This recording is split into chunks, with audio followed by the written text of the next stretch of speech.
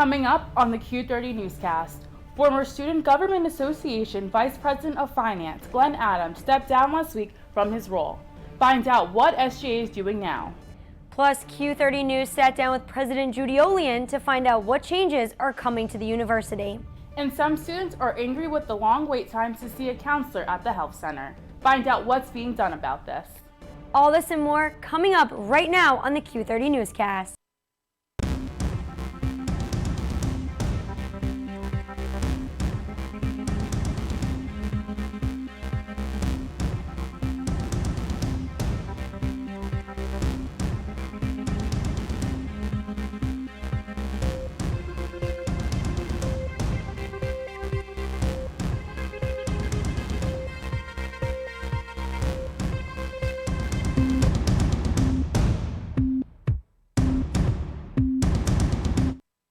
Good evening, everyone, and welcome to the Q30 Newscast. I'm Kay Pattyfoot. And I'm Carrie Golden. We start things off with the results of the new Vice President for Finance for Student Government. Luca Triant has more. Luca? I would like to announce our new VP for Finance is going to be Barbara. SGA voted to elect Barbara Harankova as the Vice President for Finance in today's special election. Last week, former VP for Finance Glenn Adams resigned. SGA also passed a constitutional amendment that allows the organization to hire a financial assistant. They'll see more of an ease, more of a ready easiness to finance than they have in the past. Just because it's not just one person, it's the finance, it's VP of Finance, the Finance Committee, and now this financial assistant. It's just going to make things easier. I think you'll see organizations have a lot less financial stress, and just be able to make purchases and do things quicker in terms of having their event the day of. Today's special election occurred in executive session, which means voting is limited only to SGA members and not open to the public. I just feel that with transparency and that being a main goal for SGA this year, and with our e-board really pushing that value especially, it's definitely something that we should be kind of advocating for in all respects of SGA, especially with elections, because obviously the student body doesn't necessarily have a say in special elections. Reporting from Quinnipiac University, Cassidy Berger, Q30 News.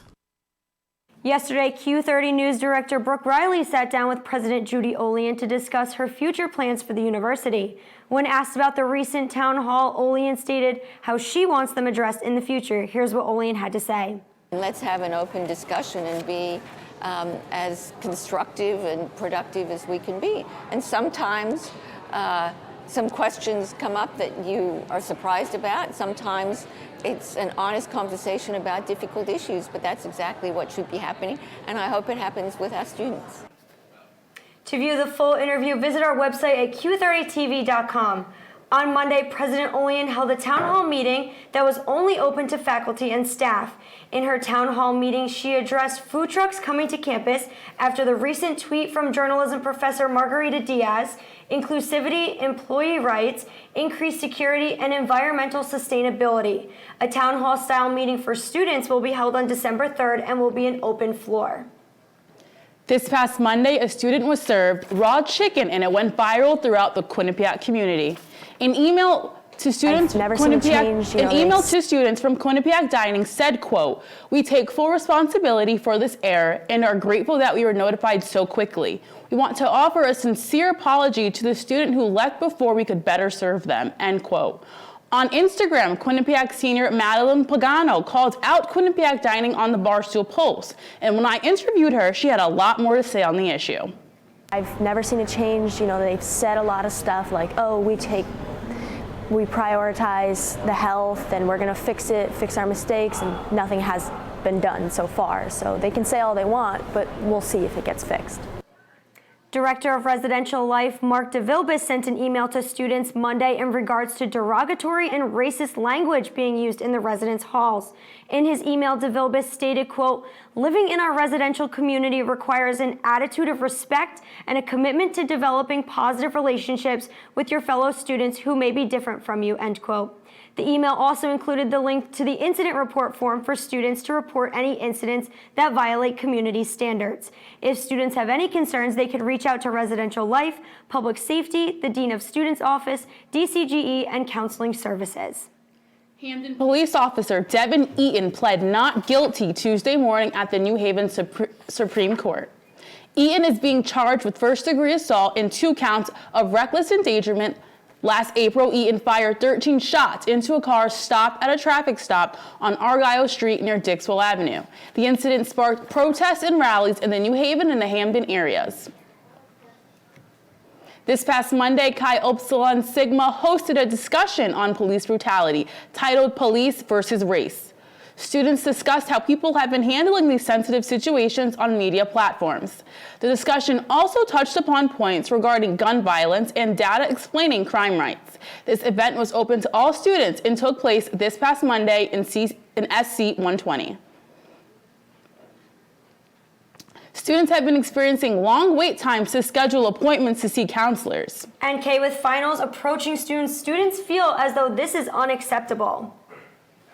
With finals just a few weeks away, appointments for the Office of Counseling Services has been growing to an alarming rate, and many students are waiting days or even weeks to speak with a licensed counselor. People need to talk about things, and sometimes it takes someone a lot of courage to go and get help, and then they're like kind of defer them and be like, yeah, you want help, but it's going to be 2 to 3 weeks. You'll feel some type of way in the moment, and then once 3 weeks comes, like, you won't feel that way anymore, so then it kind of feels pointless, you know? This semester saw a 40% increase in appointments, and the Office of Counseling Services has responded to those increased needs. You can imagine with a 40% increase in demand, we are stretched then for sure. And actually, just recently, this week actually, we've added a new person that's going to be here at least until the end of the semester to help us deal with some of the demands. In addition, Health Services has recently set up a 24/7 hotline for students with urgent needs. So this is a newer program that we have, and we are seeing an increase, but truthfully, I would like it to be utilized more because I think it's something that really can be useful for our campus. Students who wish to speak with a counselor can set up an appointment by going to MyQ, selecting Student Life, and filling out an application form. At this point in time, it is unclear whether wait times will shorten, but the Department of Health Services will do everything they can do to help. For Q30 News, I'm Dylan Abad. Quinnipiac University has been ranked #1 in Connecticut for the best schools for military students in 2020. In an email sent to students from the university, it stated, quote, "The support from Quinnipiac leadership, faculty, staff, and peers toward our warrior scholars is outstanding," said Jason Burke, Director of Veteran and Military Affairs, end quote. As of fall 2018, 213 veterans and active military personnel were enrolled at Quinnipiac. The retention rate for full-time military personnel was 90%, and the graduation rate was 89%. SGA gave out its second Bobcat of the Month to Q30's own Liz Flynn. Liz was surprised at this past Saturday's men's soccer game with the award, and she will now have the opportunity to park on campus wherever she would like. Liz told Q30 News she was shocked to be Bobcat of the Month. I was totally surprised. I thought it was just another day at work, and then all of a sudden I see all my sorority sisters come out with a big banner and balloons and a fat head of my face. So it was definitely extravagant, but I was so surprised. I was frozen in my spot, basically. I couldn't believe it. I don't know about you, Carrie, but being able to park wherever you want, that's a nice perk. It definitely is, and nobody better than our own Liz Flynn. She really deserves it. 2 graduate students in the Physician's Assistant program are being nationally recognized. Delilah Dominguez and Barry Pizer were nationally selected to join 18 other students in the House of Delegates of the American Academy of Physician's Assistants. In the House of Delegates, they will have the ability to vote as well as present their views of future PAs. A new Director of Student Conduct and Community Standards has been appointed. Steve Sweet is taking the place of Megan Buddha in the Student Affairs Office. Sweet's role is to handle student conduct, updating student policies, serving as the Senior Student Conduct Officer, and educating the community on their rights and responsibilities. Sweet is coming from Endicott College, where he was previously the Dean of Students. Coming up after the break, we have more details on how a survivor stayed alive and safe during the Holocaust and what life was like during that time. Plus, yesterday was Election Day. What was voter turnout like in Hamden during the elections? Stay with us. Hey guys, I got a little preview for the weather for you right now. We do have today was a high of 54, sunny today, low of 36. We are seeing 40 right now, so it is a bit chilly staying outside right here. Tomorrow it is going to rain, so make sure to have an umbrella or a jacket when you go to class. High of 57, low of 28, getting really cool there. Friday going to drop all the way down to a high of 38, low of 21. Be careful when you guys go out on that Friday night. I will have more for you guys and more on this newscast right after this break.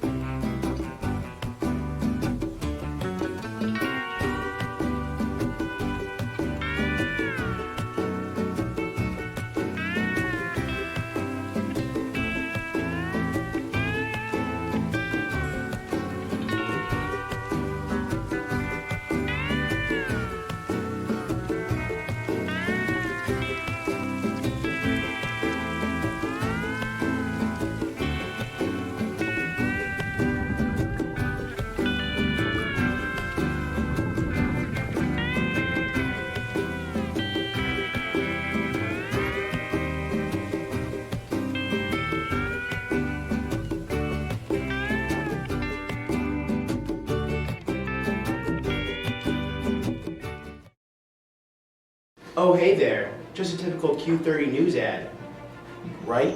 Or an action-packed sports pause ad. But it's a Quarterback Tonight ad. From Hampton to Hollywood, we're your... Nope. Quarterback Tonight ad. Today, President Ole announced It's a Quarterback Tonight ad. The Bobcat tennis team has just scored their first touchdown of the season. Quarterback Tonight ad. Live sketch comedy, improv, hysterical pre-tapes, and more at Quinnipiac Tonight, Thursdays, 9:30 in the Piazza. The Race for Orphans took place this past Saturday and raised over $1,000 for the Foundation for Orphans. My co-anchor, Carrie Golden, has more.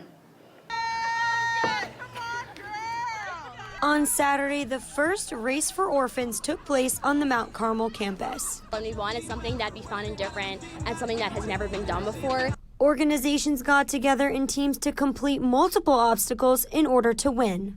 The Race for Orphans included several obstacles such as an army crawl, a tire flip, and even a ball pit. I really liked it a lot.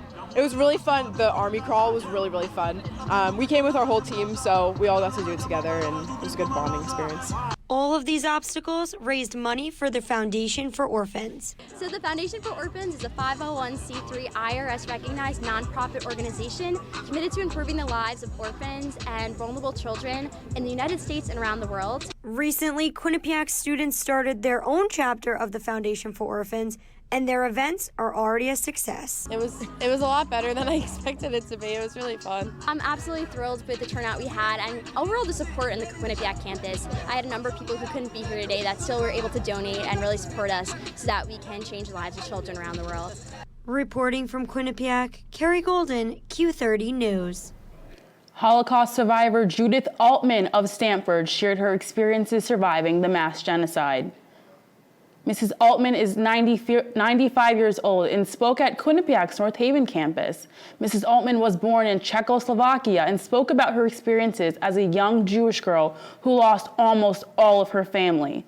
Mrs. Altman urged the crowd to rise above hate and to educate others of the dangers of anti-Semitism. You will teach the people, don't ignore it. Find out everything they can.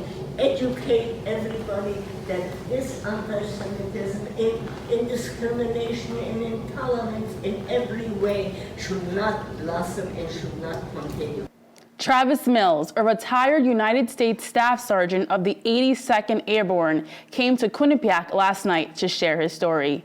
His talk was free and open to the public. Mills lost portions of both his arms and legs when an improvised explosive device went off while he was on patrol during his third tour of duty in Afghanistan. Mills has a New York Times best-selling autobiography titled Tough as They Come. Yesterday, the Student Programming Board sent out a survey for the 2020 Wake the Giant. Some questions on the survey included what genres of music students would like to see and questions asking students if they would attend a, quote, throwback concert, or a large-scale comedian, end quote. Wake the Giant will take place in the spring semester at the People's United Arena.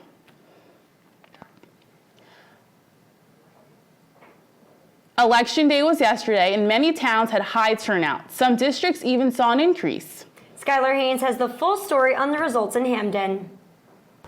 Voter turnout was on the rise yesterday in many Hamden districts for this year's municipal elections. Many at the polling centers attributed this increase to the current state of national politics. People are realizing that every election matters and that they need to support candidates at all levels, and that you can't be asleep at the wheel when it comes to having our democracy supported. It is important for us to understand who we're electing, what they represent in terms of ensuring that we're going to get our needs met. There were lots of issues on voters' minds, but one in particular seemed to influence ballots the most, whether pushing people to run for positions or show up to vote. So one of the biggest issues for me is, of course, taxes.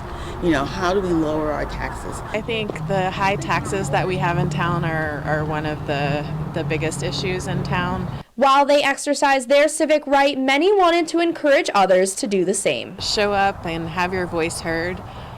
Really, democracy takes participation, and if you don't participate, you'll be left out. As election results rolled in last night, Hamden residents found that Mayor Kurt Lang will be holding on to his seat again. However, this election did bring many new faces into the municipal government. For Q30 News, this is Skylar Haynes.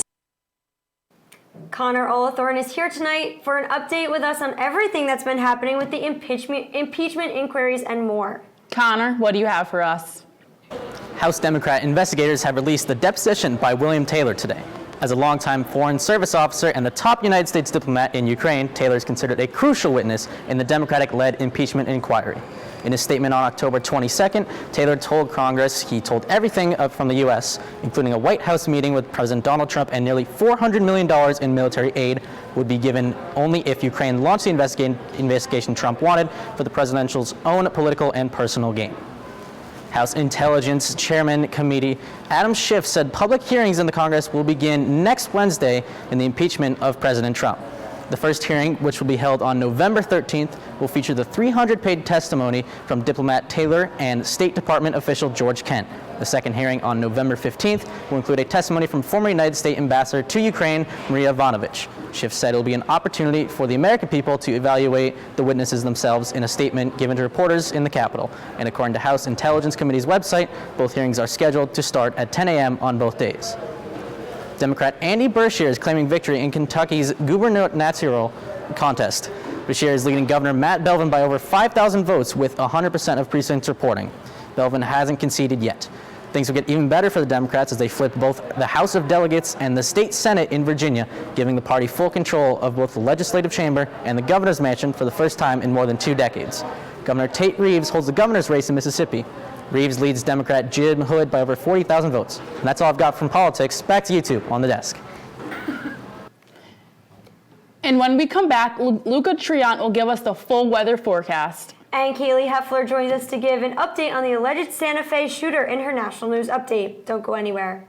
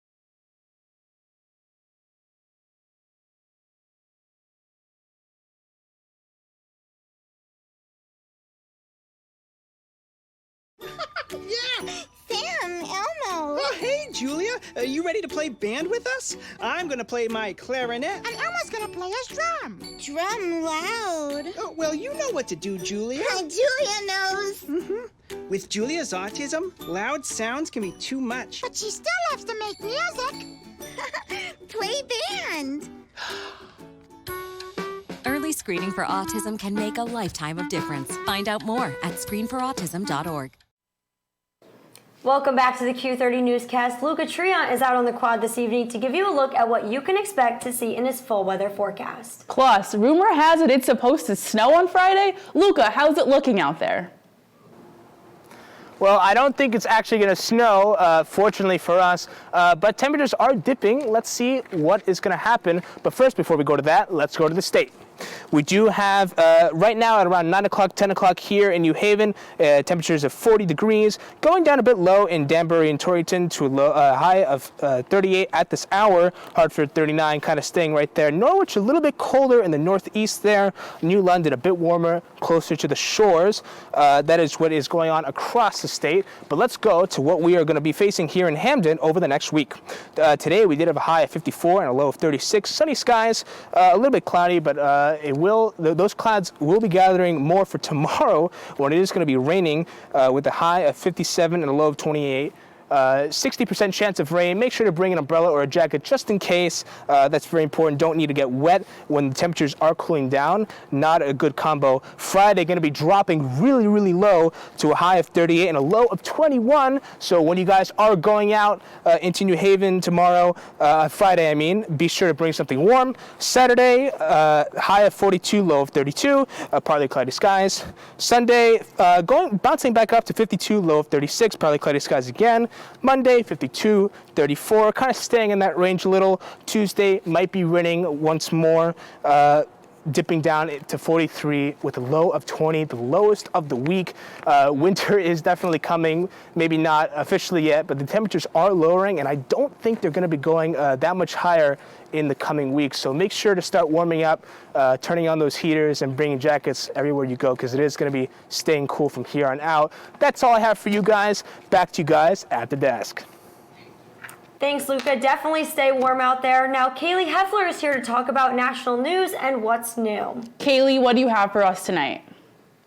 Thanks, Carrie and Kay. We start tonight off with an update on the Q Santa Fe shooter. Last May, Demetrius Pagordis, a 17-year-old student, shot and killed 8 of his classmates and 2 teachers at the Santa Fe High School in Texas. On Monday, it was announced the trial for the teenager would be delayed due to his incompetence to stand trial. A formal order will be released later this week by Judge John Elliser.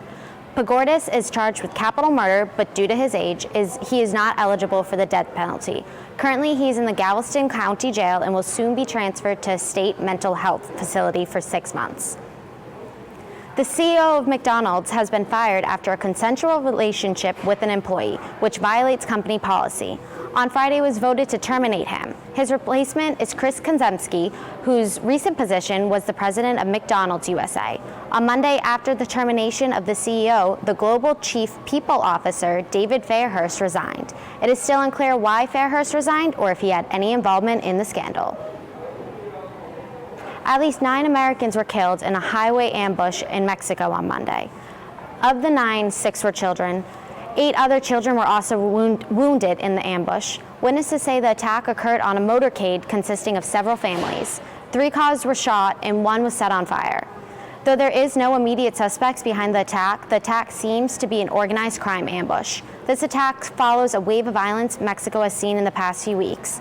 That's all I have for tonight. Back to Kate and Carrie at the desk. Thanks, Kaylee. Well, we're not quite ready to say goodbye yet on the Q30 Newscast. When we return, Mike Dalton joins us for an update on all things sports. Plus,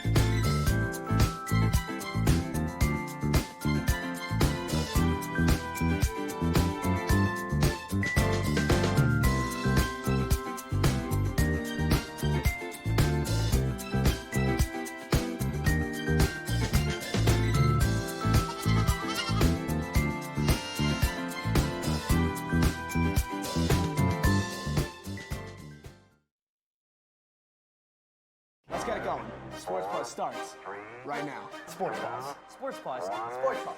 Sports Plus. Sports Plus. Sports Plus. Sports pause. Sports pause. Sports Plus. Cam Young drives in. Bucket. 3 minutes in, Rashawn Daly's shot hits the post. However, Eamon Whalen is there to through the center. Fortunato scores past Adam Huska. Ties the game up at 8 with a ripper past Jake McGregor. He will keep it in his zone. Top 5 plays of the week. That's the top 5 plays. This has been Sports Pod. Thanks for sticking with us. Mike Dalton joins us now for a look at sports. From the fields to the courts, how are our Bobcats looking, Mike? Thanks, Carrie. The Quinnipiac men's soccer team ended its regular season earlier today. The Bobcats headed down to Lawrenceville, New Jersey to face the Rider Bronx. Meanwhile, at Lender Court, women's basketball opened up its season last night hosting the Drexel University Dragons. Bailey Greenberg dropped 31 points for the Dragons en route to a 66-62 win. Here's what senior forward Paige Warfel said hurt the Bobcats the most. When we got into foul trouble, because that forced us to not play, our strong defense up and on the ball because we were afraid to get in foul trouble. The Bobcats' next game will be at Yale next Wednesday, tip-off at 7 p.m. Back to the soccer pitch, this time for the women's team, who played the Marist Red Foxes on Monday in the Metro Atlantic Athletic Conference quarterfinals. After giving up a pair of goals, sophomore midfielder Selena Salas put the Bobcats on her back, scoring a pair of goals in the second half. And with less than 6 minutes left in regulation, Gretchen Krohn scores to put the Bobcats ahead, completing the comeback for the Cardiac Cats.